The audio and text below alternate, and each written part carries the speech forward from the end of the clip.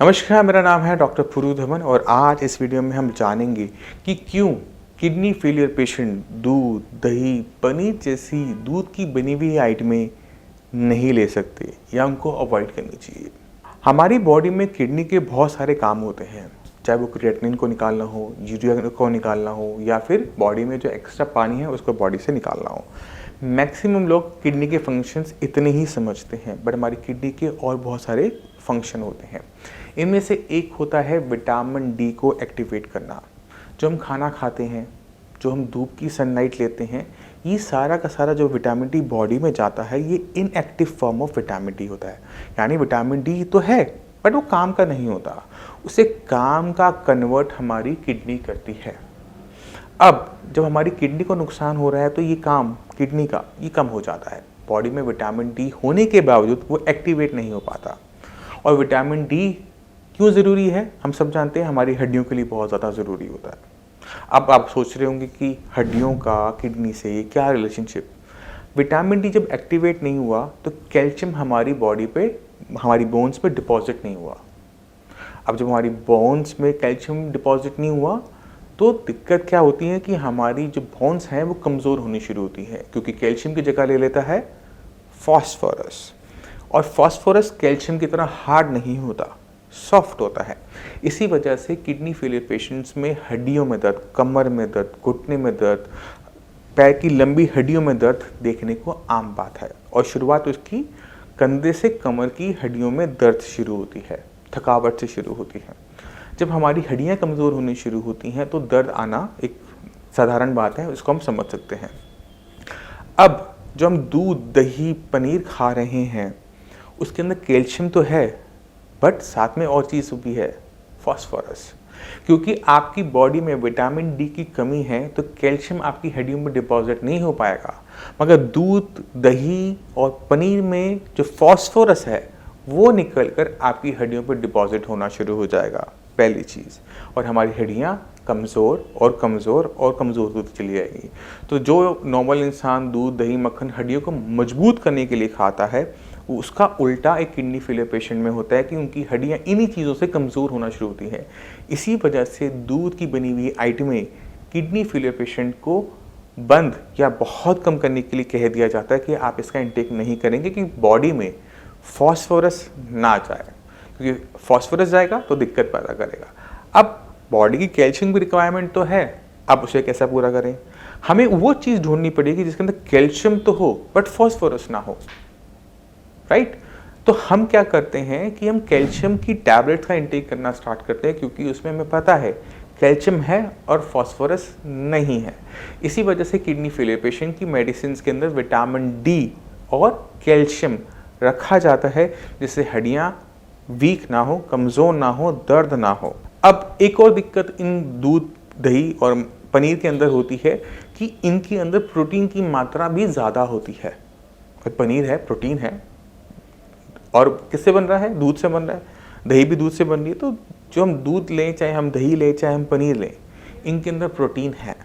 अब एक kidney failure patient की बॉडी में वेस्ट मटेरियल इकट्ठा हो रहा है, क्रिएटिनिन इकट्ठा हो रहा है। अब समझो इस बात को कि अगर हम एक किडनी फेलियर पेशेंट को कहते हैं कि आप जितना चाहो उतना पनीर खाओ, तो उसकी बॉडी में ज़रूरत से ज़्यादा प्रोटीन जाएगा।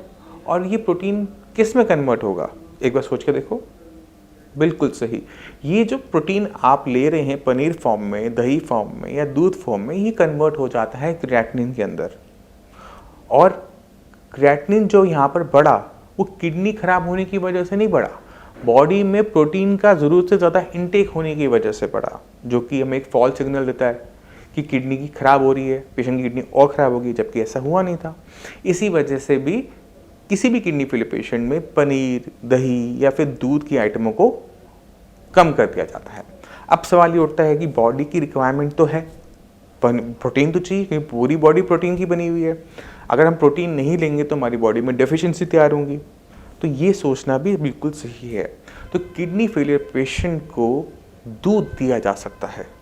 अगर आपकी बॉडी में स्वेलिंग नहीं है तो आप 1 कप गाय का दूध डबल टोन्ड आप डेली बेसिस पे ले सकते हैं, क्योंकि मैक्सिमम फैट एंड प्रोटीन उसमें निकल चुका होता है और जो भी होता है वो बहुत डाइल्यूटेड फॉर्म में होता है। तो किसी भी टाइप का नुकसान डेली 1 कप दूध लेने से गाय का स्पेशली नहीं देखा जाता। तो दूध अलाउड है बट उसकी लिमिटेशन है 1 कप। अगर हम इन चीज़ों का ध्यान रखते हैं तो हमें फ़ायदा होता है। अब दूसरी चीज़ जो हम आते हैं दही पे बात करते हैं। दही एक और रीज़न से मना होती है, वो है उसमें जो रखा हुआ है लैक्टिक एसिड। दही कब बनती है? जब उसमें लैक्टोबैसिलस नाम का बैक्टीरिया काम करता है। जब उसकी जो शुगर है उसे मेटाबोलाइज करता है तो हम देखते हैं कि दही जमने लग गई। अब जब इसमें लैक्टिक एसिड दही के अंदर आ रहा है जो उसे खट्टापन देता है, ये किडनी फेलियर पेशेंट के लिए जहर का काम करता है। क्यों करता है उसे समझने की कोशिश करते हैं। आपने कभी यूरिन का टेस्ट कर पाया होगा। यूरिन में आपने देखा होगा कि उसका जो पीएच है वो एसिडिक होता है, यानी जो हम यूरिन पास करते हैं उससे एसिड भी बॉडी से बाहर जा रहा होता है। अब किडनी कम काम कर रही है, ये जो एसिड जो किडनी निकाल रही थी कम निकाल रही है, तो ये एसिड कहाँ जा रहा है? ये ब्लड में इकट्ठा हो रहा है और ब्लड में इकट्ठे होने में क्या होगा कि ब्लड एसिडिक हो जाएगा, राइट। ये जो एसिड हमारे ब्लड में इकट्ठा हो रहा है, इस मेडिकल कंडीशन को हम कहते हैं मेटाबॉलिक एसिडोसिस। अब आपका ब्लड एसिडिक है, आप ले रहे हैं इलेक्ट्रिक एसिड, तो एसिड क्या करेगा? एसिड को बढ़ाएगा, राइट। तो हमें ये नहीं चाहिए होता। इसी वजह से दही किडनी फेलियर पेशेंट में पूरी तरह से मना होती है। पनीर पूरी तरह से मना होता है। दूध अलाउ किया जाता है मगर 1 कप तक। अब दूध, दही, पनीर इनको बंद करने से बॉडी में किसी टाइप की नुकसान नहीं होता और क्रिएटिनिन लेवल, यूरिया लेवल सही तरीके से चलने से डाउन होता है। आप उसको देखिए किस तरह से। नमस्कार, मेरा नाम है डॉक्टर पुरु धमन और आज हमारे साथ हैं रुखसाना जी। रुखसाना जी की किडनी खराब हो रही थी हाई ब्लड प्रेशर की वजह से। इनको शुगर भी है, बीपी भी है, मगर शुगर ने इनकी किडनी को इतना नुकसान नहीं पहुंचाया जितना इनके हाई ब्लड प्रेशर ने पहुंचाया। बीपी की वजह से इनकी किडनी श्रिंक होने लगी और जिसकी वजह से इनकी किडनी लेवल बढ़ने लगे। तो अब रुखसाना जी के पास चलते हैं और उनसे पूछते हैं कि उनका एक्सपीरियंस साई संजीवनी में कैसा रहा, क्या उन्होंने 15 दिन के अंदर अपने अंदर चेंजेस देखे। रुखसाना जी, ये दिक्कत किडनी की आपको कब शुरू हुई थी? मुझे वैसे तो काफी साल से थी ये, फिर भी कितने साल हो गए? कोई 2-3 साल पहले से थी। तो फिर आपने क्या किया, इलाज किया होगा इसका? उसका इलाज हम करते रहे। डॉक्टर को दिखाया, उन्होंने फिर ये बात बताई हमें किडनी वाली की ये परेशानी है। अब जब 4 पे उन्होंने आया अभी 2-4-5 महीने पहले, तो तब उन्होंने कहा कि ये 4 पे आ गया, 0.4 हो गया है, हो सकता है 6 महीने में मुझे आपको एडमिट करना पड़ जाए। अच्छा। डायलिसिस देना पड़ जाए। ठीक है। तब मैं ज्यादा घबराई इस बात से।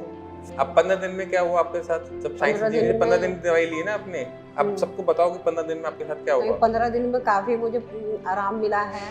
मेरी कमर में जो इतनी तकलीफ थी कि मुझसे चला भी नहीं जा रहा था। जीने में मैं चढ़ती थी, सांस फूलता था मेरा बहुत, और टांगे बहुत, मैं बस बहुत ज़्यादा परेशान रहने लगी थी। बस ये होता था कि अब बताओ अभी मैं कैसे गुजारा करूँ या किस तरह से अपने घर का काम करूँ। अच्छा, जब हमारे पास है तो लेवल क्या थे? 5.2 ही था उस टाइम। 5.2 था। और अब 15 दिन में लेवल क्या हुआ? 15 दिन के बाद 3.7 हो गया। 3.7। खुश हो? हाँ, खुश हूँ बहुत ज़्यादा। चल रही किडनी अब आपकी है? चल तो रही है, आगे अल्लाह मालिक है। ठीक है। अच्छा, बाकी जो किडनी के मरीज होते हैं जो इधर उधर भटकते रहते हैं, उनको क्या कहना चाहते हो? मैं उनको तो यही कहना चाहती हूँ, सलाह यही देती हूँ कि जहाँ मैं अपना इलाज करा रही हूँ वहाँ कराएं, ज़्यादा बेहतर है। तो आपने खुद देखा कि डाइट में हम जब थोड़े से चेंजेस करते हैं, सही तरीके से काम करते हैं, तो हमें रिजल्ट्स देखने को मिलते हैं। डाइट के ऊपर पूरी की पूरी वीडियो कि किन चीज़ों बंद करना है, क्यों बंद करना है, किस वजह से बंद करना है, मैं ऊपर लिंक में आपके लिए छोड़ रहा हूँ। आप वहाँ पर जाके पूरी की पूरी डिटेल डाइट की वीडियो को देख सकते हैं। मैं उम्मीद करता हूँ इस वीडियो से आप समझ गए होंगे कि किडनी फेलियर को कंट्रोल में लाना, क्रिएटिनिन को डाउन करना आसान काम है। जो छोटी छोटी चीज़ें हम आपको बताते हैं, आपने बस उसको फॉलो करना होता है।